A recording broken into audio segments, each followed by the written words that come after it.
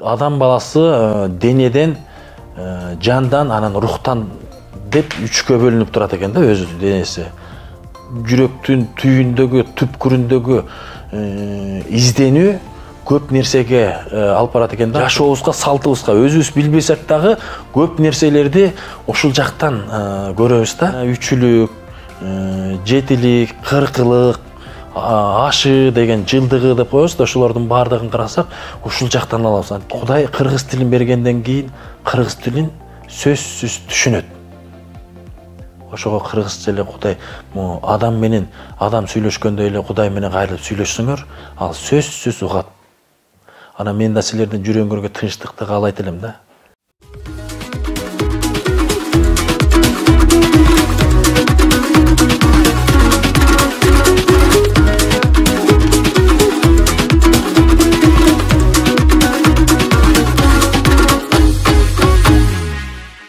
Bir 1973 жылы төрөлүп, Ат Башы районунда төрөлүп өсүп, ошол жактан чоңойгом да.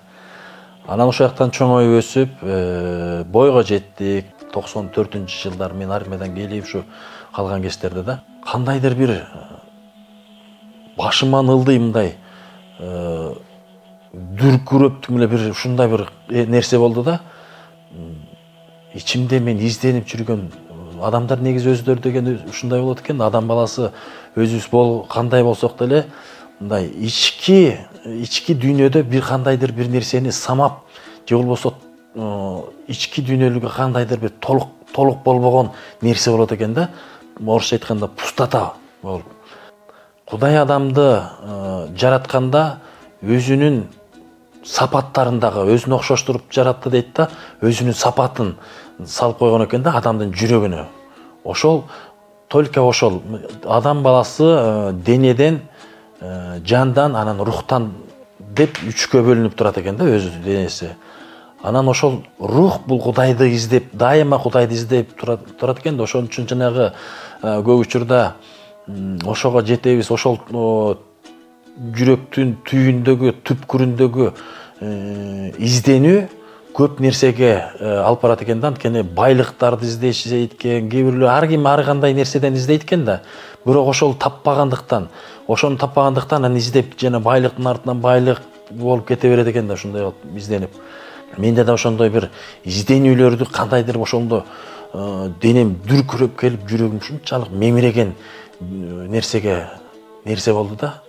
Тим эле кубаныч басып, дүйнөдө жалгыз эле мен бактылуу адамдай болуп, ушунчалык жакшы сезимдер пайда болду да.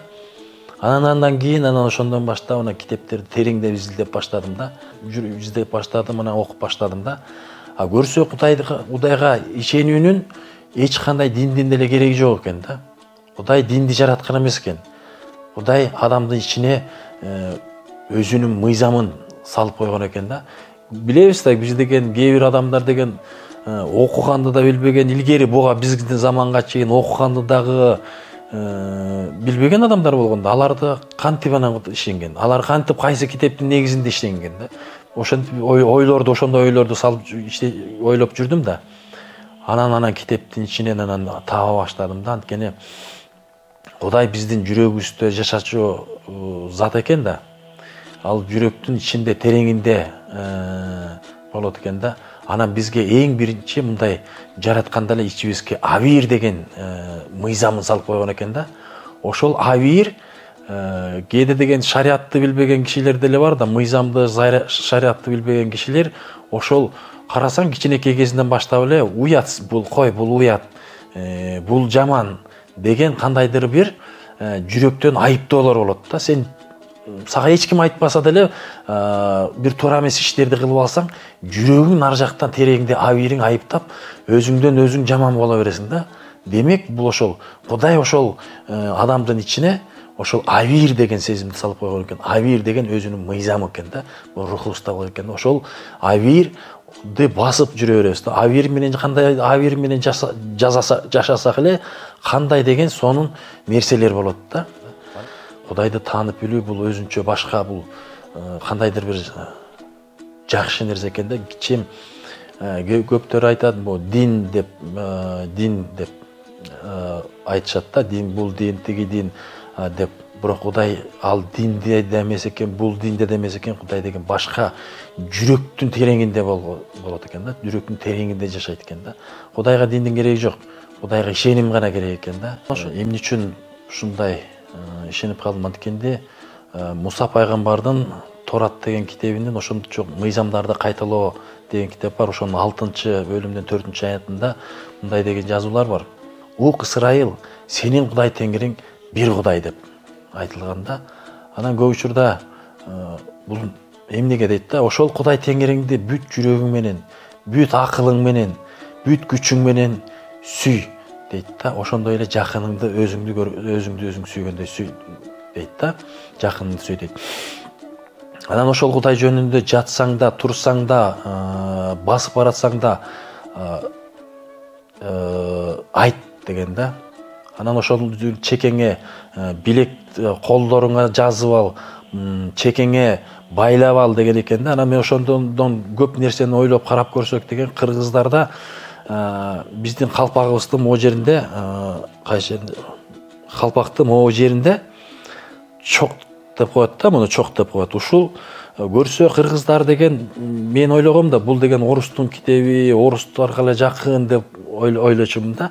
Көрсө бул бизге, кыргыздарга жакын, чем орустарга караганда орустар муну биздей түшүнө албайт экен да. Анткени бизге бул китеп өтө жакын. Себеби деген, орустарды карасаң көп деле кой сойгонду билбейт. Анткени бул жерде кой союнундагы аябай кыргыздарга окшош союлат экен да.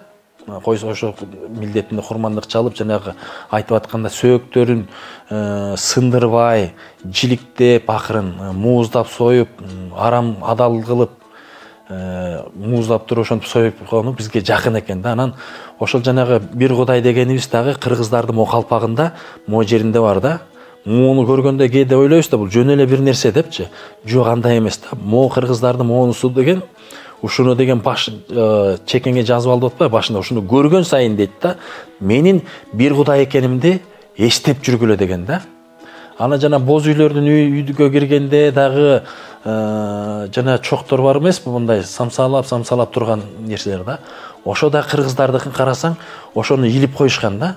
Биз бул жерге айтып атпайбы, ошондо жазып ал, эшигиңдин кашегине чыгып баратканыңа дагы, кирип бараткан жерге жазып кой деген да. Карасаң, ошондо кыргыздар дагы илип койгон да ошондойлорду. Ошону көргөн сайын Кудайдын Теңириңди эсте дейт да. Ошону ар бир көргөн сайын эсте. Мен жалгыз Кудаймын экенде, бир Кудай экениңди эстеп, жүрөгүңдү эстеп туруш үчүн дейт да. Анан кой сой жөнүндө дагы бизде деген нерсе бар да, мындай. Башка улуттардан билбем, мен көргөн жокмун да. Жанагы койду сойгондон кийин жамбаштагы деген тарамышты алып таштайт да. Тарамышты алып таштайт. Ошону деген эмне деп коет кыргыздар, алып таштайт. Эмнеге десе, куяң болуп ооруйсуң деп коет да. Муну жесем эмне болот деп сураса, куяң болуп ооруйсуң деген деп коет да. А бул болсо каяктан калган деп жүрсөк, көрсө, бул ушул ыйык жазууда Торат китебинде бар экен да. Жакып пайгамбардын күндөрүнүн биринде Жакып деген пайгамбар Кудайдын периштеси менен күрөшүп дейт да. Анан таң атып калган кезде бата алыш үчүн бекем кармап алган да. Анан ошондо деген таң атып баратканда жамбашка чапкан экен. Ошондо Жакып пайгамбар дейт, ошол күндөн өмүрү өткөнгө чейин сылтып аксап басты дейт. Ошондон кийин балдары дейт, анын балдары ошо тарамыштагы, жамбаштагы тарамышты жулуп алып таштады деген жазуу бар да. Ошонун балдары дейт да. Анан бизге кандай тиешеси бар деп ойлойм да. Билбейм, кандайдыр бир биздин тереңирээк окуп отуруп ошолорду көрүп баштагам да. Ушунчалык бизге окшош экен деп. Аябай жакын экен деп. Анан да жанагы бизде кыргыздарда төш берген бар го. Кыздарга турмушка чыгып кеткенден кийин үйүнүн ата-энеси төш берет да. Тагы ошону карап көрсөк деген, Жакып пайгамбардын 12 уулу болгон да. 12 уулу 12 мүчөнү алып турган дагы кызына төш берген да. Кызына төш берген. Анан бизге карасаң деген бул тескерисинче орустарга эмес, орустарда мен андай салтын көргөн жокмун, мындай тескерисинче бизге окшош экен да. Бизге аябай окшош экен, биздин жашообузга, салтыбызга өзүбүз билбесек дагы көп нерселерди ошол жактан көрөбүз да. Мен деле ойлочумун, Торат, Забур, Инжил десе бизге мындай өөн, башка бирөөнүнкүндөй деп ойлочубуз да. Бирок андагы жазууларды карап көрсөк, биздин кыргыздын салтына өтө окшош, өтө жакын. Ыйык жазуу бизге аябай жакын, кыргыз элине ушунчалык жакын, биздин салтыбызга жакын. Мен көргөн жокмун башка улуттардан ошондой сойгонун, жиликтеп сойгонун, бөлүп анан жанагынтип уулдарына устуканды тарткандарды 12 мүчө экенин 12 баласына берип, төштү кызына бергенде ошондой биздин салтыбызда калып калган ушакта көп. Жанагындай жада калса кепиндеп, орустарды мен көргөн жокмун, кепиндеп көмгөндөрүн. Алар өзүнчө жанагындай кийиндеп коюшат го, а бияк жазууда кепиндеп койгондор дагы, жана үчүлүк, жетилик, кыркылык, ашы деген жылдыгы деп коебуз да, ошолордун баардыгын карасак, ушул жактан алабыз. Анткени Ыйса пайгамбарды өлтүрүпкөндөн кийин, көргө койгондон кийин 3 күндөн кийин тирилип чыккан да. Ошондон кийин үчүлүк деп, бизде кыргызда үчүлүк деп коет да. 7 күндөн кийин шакирттерине көрүнгөн. 40 күндөн кийин асманга көтөрүлүп кеткен да. Ушундай бизге аябай жакын, биздин сөйүп койгон жагыбызда да ушул жак аябай жакын нерселерибиз бар да. Ушунун баарын карап көрүп туруп анан кантип ишенбейсиң да, кантип ишене албай коесуң. Биздин жашообуз ушуга окшош да. Көп нерселерибиз ушу жазуудан келген, жазуудан. Жада калса бизде илгери Кыргызстарда биз угуп калчу элек да, баягы деген боз үйдөн өтүп кетти, тиякта өтүп кетип бараткан кишини чакырып алып келип, курсагын тойгузуп, нан ооз дегисип, ушунча эле да. Азыр эми заман башка болуп баратат, нан ооз тийгиз деген деле нерселер жоголуп баратат да. А бирок карасаң, нан ооз тийүү деген дагы ушул жактан келген да. Ассаламу алейкум деген сөз дагы бул каяктан келген? Именно ушул Ыйса айтып атат да. Анткени бирөөнүн үйүнө киргенден кийин салам айт дейт да, тынчтык болсун деп айт. Ошо тынчтык болсун деп ошол үйгө айт деп, салам алейкум деп, шалом алейкум деп еврейлер айтат экен, ошо тынчтык болсун деп айтып киргиле деген. Ошол деги айтып отурса аябай көп нерселер бар да. Жашоодо Кудайдан башка эч кандай башка жакка деле бара албайт экенсиң. Анткени мындай жазууларды карап көрсөк, даже Курандын Каримдин өзүндө дагы акыркы күнү Ыйса пайгамбар келип соттойт деген жазуулар бар да.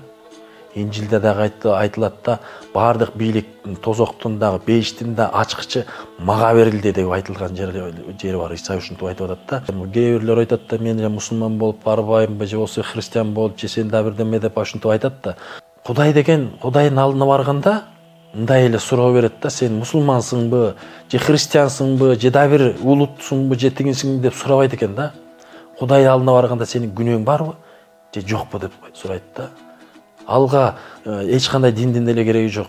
Анан эгер сен күнөөм жок деп айта турган, жок деги турган болсоң, элестетип көрсөңүздөр, азыр эле ушул 21-кылым адамдар ушунчалык камера, скрытый, жада калса көзгө көрүнбөгөн камералар бар да. Көрүнбөй турган жерлеринде тартып алган камералар бар да.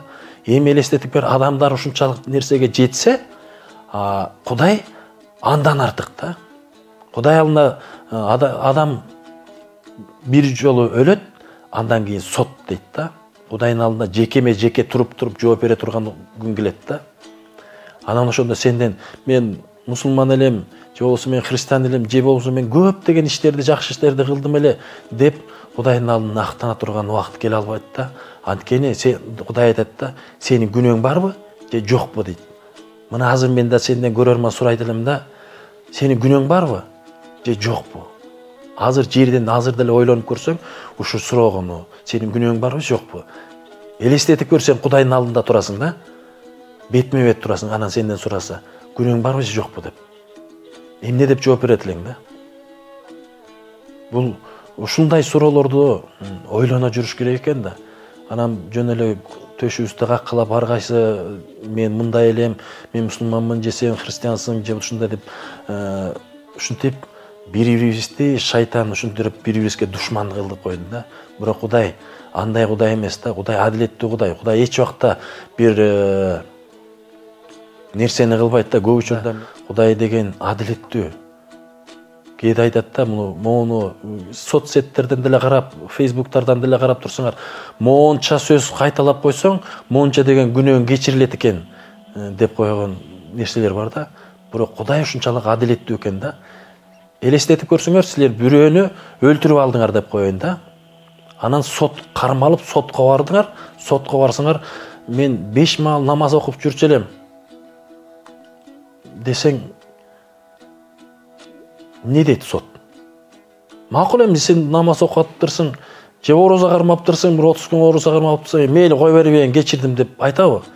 Жок, эгерде жердеги сот жазаласа, асмандагы сот андан канча эсе адилеттүү. Күнөөнүн жазасы өлүм дейт да. Күнөө кылдыңбы, демек өлүшүң керек да. Ал күнөөнү бир күнөө же 2 күнөө деп айтпайт экен да. Элестетип көрсөңөр, силер деген бир чака суу турат. Ошого бир 100 грамм уун кошуп койдуңар да. Уу кошуп койдуңар, аны аралаштырып туруп ичсең өлөсүң да, туурабы? Ал тиги бир тамчы ичесиңби же бир чакка ичесиңби, баары уу деген нерсеге болуп калды да, уу деп.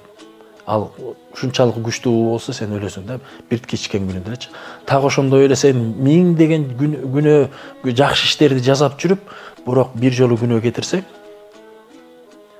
анда сен өлүшүң керек да. Анткени Кудайдын алдында адилеттүү ыйыктар гана бара алат экен да. Инжил китебинде ошентип айтат да, адам бир жолу өлөт да, андан кийин сот деген да.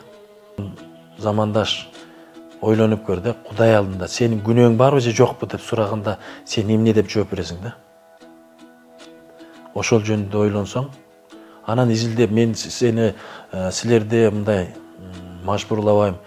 Адам баласы болгондон кийин Кудай жөнүндө ойлонуу керек экен да. Ойлонуп, анан изденүү керек да. Изденүү керек экен да. Анан изденип ошентип Кудай эми карап көрсөңөр, көп учурда Кудай кыргыз тилин бергенден кийин кыргыз тилин сөзсүз түшүнөт. Ошого кыргызча эле Кудай адам менен адам сүйлөшкөндөй эле Кудай менен кайрылып сүйлөшсөңөр, ал сөзсүз угат. Ал сөзсүз жооп берет. Мүмкүн аян аркылуу болобу, мүмкүн түш аркылуу болобу, сөзсүз жооп берет да. Менин өз жашоомдон көргөм муну. Мен азыр бүгүнкү күнү Кудай менен баарлашып кыргызча сыйынганда ар бир сыйынуума жооп алам да. Ар бир сыйынуума жооп алам. Анан мен да силердин жүрөгүңөргө тынчтыкты каалайт элем да. Анткени бул дүйнөгө төрөлгөндө бул дүйнөнүн гражданини болуп калдык да. Бул дүйнөнүн гражданини. Эми аркы дүйнөгө барыш үчүн аркы дүйнөгө дагы жогорудан төрөлүү деп коет. Наркы дүйнөгө дагы жогорудан төрөлүү болуп, ал жака гражданин болуш керек да. Силерге кайрылат элем, изденгиле, ар бир бардык жазууларды изилдеп көргүлө. Иса дагы ушундай айткан экен да, Инжил китебинде дагы ушундай дейт. Бардык жазууларды изилдеп жатасыңар, бирок анын баары мен жөнүндөгү өлөндүрөт деген да. Анан бардык ыйык жазууларды изилдегиле, изденгиле, анан Кудай силерге ачылып берилет. Тынч жатканда эле эч кимге айтпай эле ичиңерден эле кыргызча кайрылсаңар болот. Кыргызча, Кудай чын эле сен бар болсоң, мага жооп берчи, же болбосо мага кандайдыр бир сыйынганыма жооп берчи деп айтсаңар, ар дайыма жооп берет да. Ошон үчүн силерге дагы каалайт элем, ушул Кудайды таап билип, жүрөгүңөргө тынчтык алышыңарды каалайм да. Анан Кудай өңгө жалган өлүм чын дейт. Бир күнү болбосо бир күнү Кудай алдына жекеме жеке тура турган күнүңөр болот да. Ошондо эмне деп жооп берем деп ошону жөнүндө да ойлонсоңуздар болот. Анан Кудай сөзсүз сиздерге жооп берет деп ойлойм. Саламатта калыңыздар.